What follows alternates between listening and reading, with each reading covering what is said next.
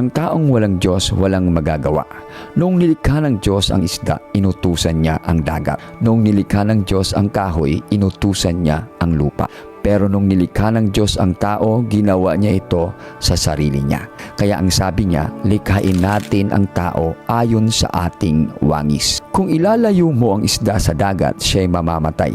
Kung bubunutin mo ang kahoy sa lupa, mamamatay din. Sa parehas na sitwasyon, kung ang tao wala sa Diyos, mamamatay din. Ang Diyos ay ang natural na imahe natin sa ating buhay. Ginawa niya tayo para mabuhay sa kanyang presensya. Dapat lagi tayong konektado sa Kanya. Dahil kung wala siya, wala din tayo. Lagi nating pakaisipin na pag ang tubig walang isda, mananatiling tubig. Pero pag ang isda walang tubig, wala itong pakinabang. Ang lupa walang puno, mananatiling lupa. Pero pag ang puno walang lupa, wala itong magagawa.